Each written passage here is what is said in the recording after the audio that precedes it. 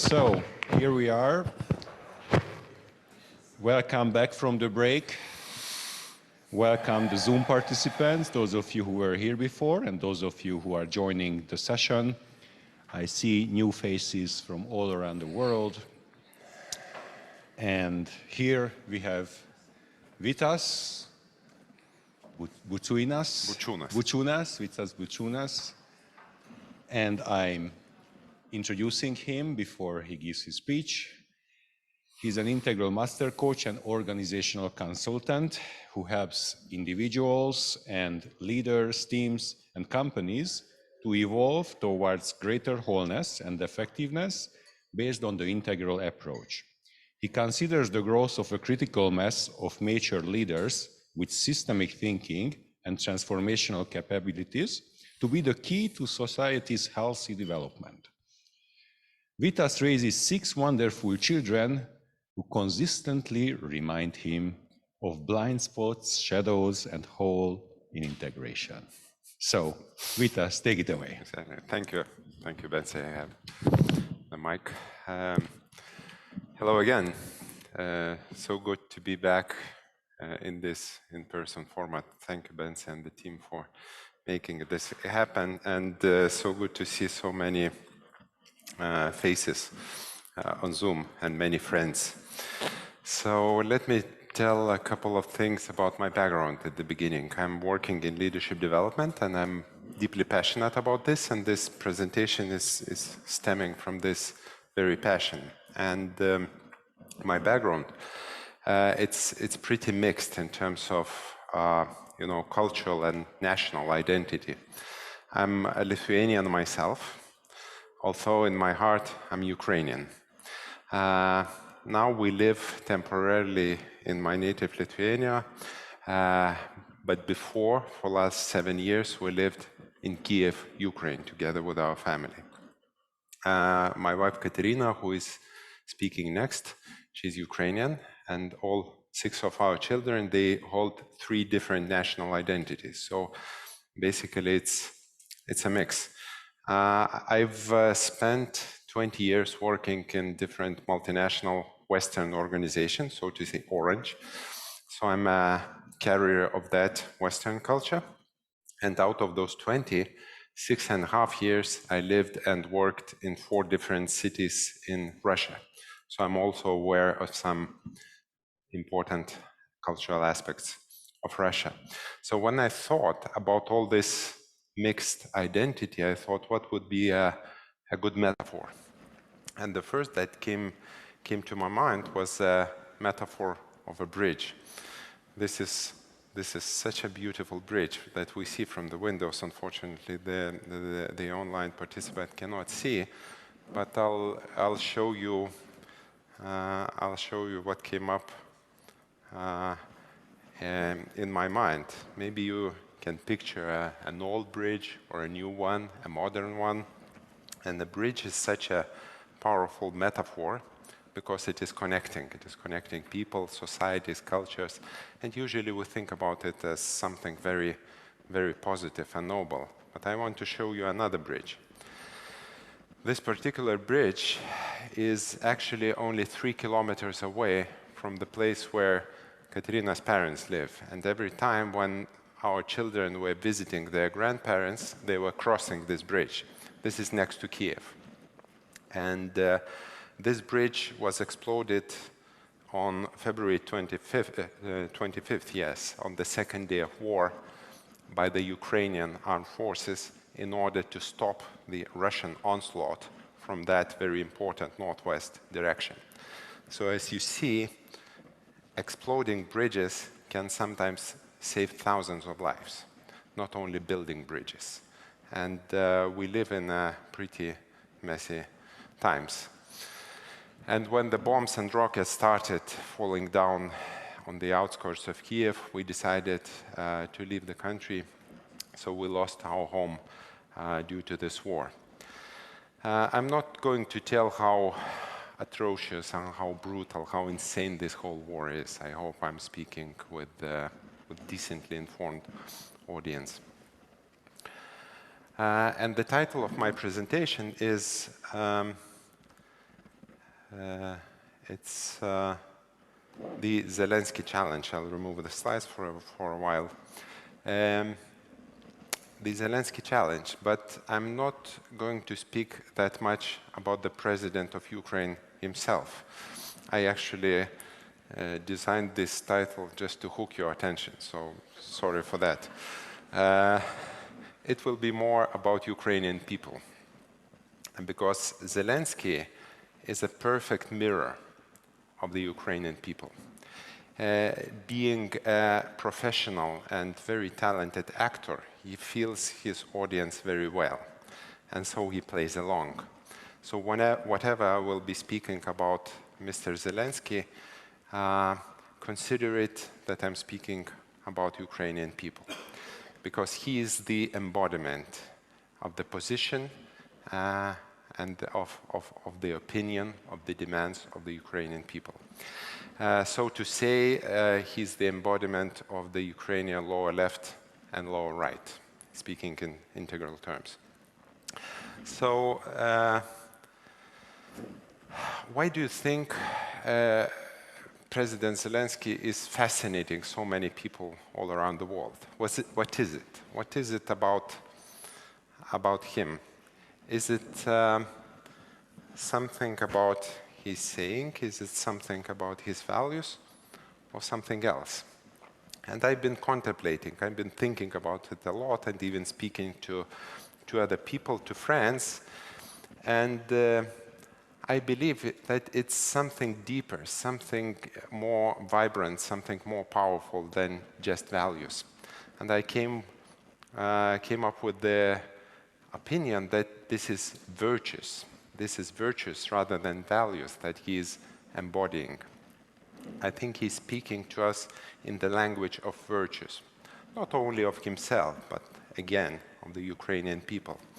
And the language of values seems to be too shallow to express all that what we're feeling.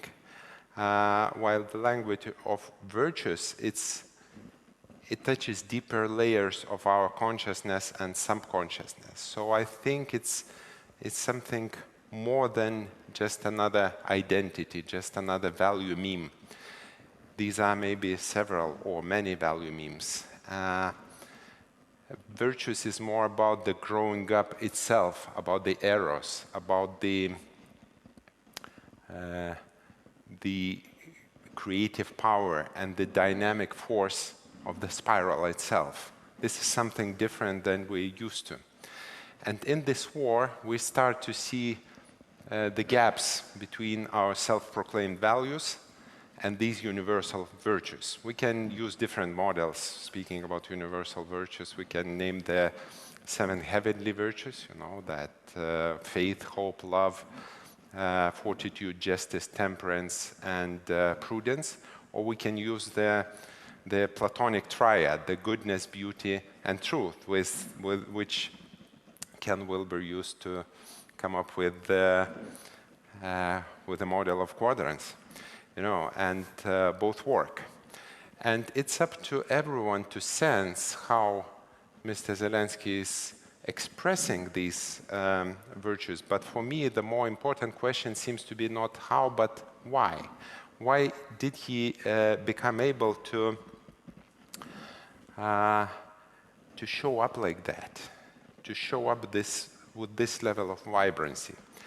And here I want to introduce you one very, very important word in Ukrainian, which is subjektnost. I wrote it in Latin, subjektnost. It's not a direct translation of subjectivity. Rather, it is an agency aspect of subjectivity, that not being an object. So this subjektnost is somewhere at the very core of the structure of the Ukrainian society. And I think this is the key to this vibrancy of the virtues. Mr. Zelenskyy is speaking on behalf of the nation that possesses this subjektnost.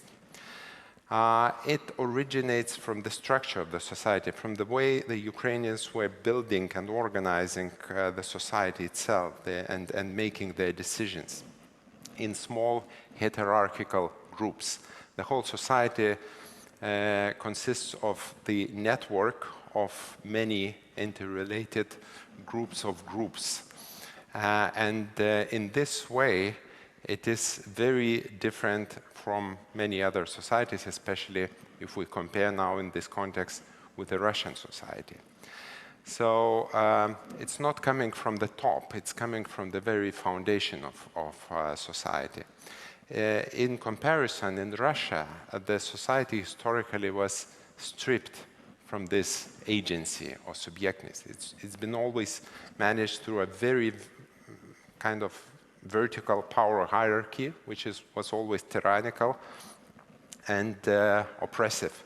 While in Ukraine, it's those group of groups. So to make it simple, I like the comparison that in Ukraine, we can have a very weak state, but very strong society, while in Russia, the state is strong, but there's not much of a society. And another aspect is the approach to freedom, that freedom for Ukrainians is the very essential core value, while for Russians it's something between neutral and something negative or toxic. So let's speak a little more about this subjectness. And I think that postmodernism rejects subjectness by its nature.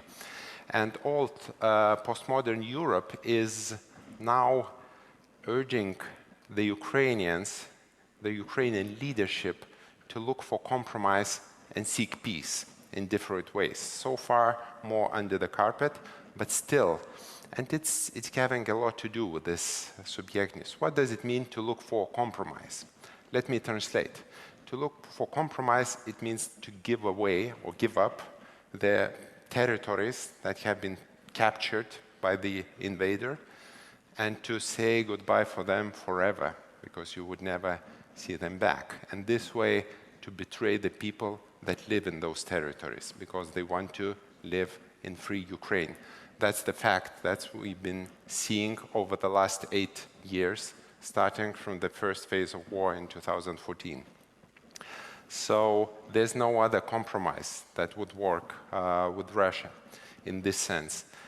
And what does it mean to reach peace? To reach peace at the moment means to give more time for the fascist dictator to regroup and to prepare for another phase of war.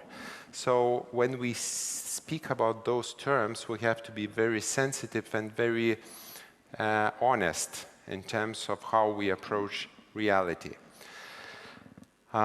If we try to see humanness in a bloodthirsty dictator who has a very solid record of crimes against humanity, that doesn't make us very noble or wise or good people. That makes us blind or ignorant. At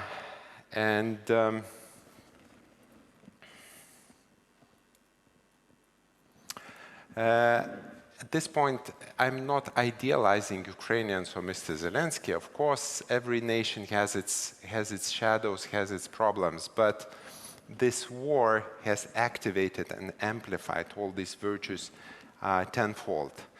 And we see all of them online, burning like fire, really active. And for me, if that's not integral, then I don't know what is integral. And speaking of integral, Ukraine is now getting a lot of war support, a lot of help from all over the world. And the question which I contemplated on was, can the country which is in fire, which is assaulted, which is fighting the invader, which is bleeding in so many ways, can it give something very important back, something back to Europe? And definitely yes. Ukraine can give a lot of unique and extra valuable things back to Europe, including its vibrancy, its energy of life, its authenticity, its courage, its decisiveness, its willingness to sacrifice, its willingness to fight. I think many of those things are partly forgotten. Most importantly, I think that Ukraine can bring this energy of growing up, this energy for life, this dynamic force of the spiral itself. And let's see how it works on a wider scale. Zelenskyy is not speaking only to the politicians or to parliament members. He's addressing the people of different countries directly. And that's quite impressive. Not all the politicians in many countries are happy with that. He's touching the minds and souls of the people directly, especially, by the way, this one gentleman here in Hungary on another side of Danube is not happy when Zelenskyy is addressing his people directly. And that's a new kind of leadership, I think. It's a new kind of democracy even. I think he's raising the bar for the politician very, very high, and we already see examples when some politicians were reluctant to show support to Ukraine, and their people, their constituents are pushing them into more responsible action. So how this leadership is common to us, or how common is this leadership to us? I would say not very, very common in Europe, because we are used to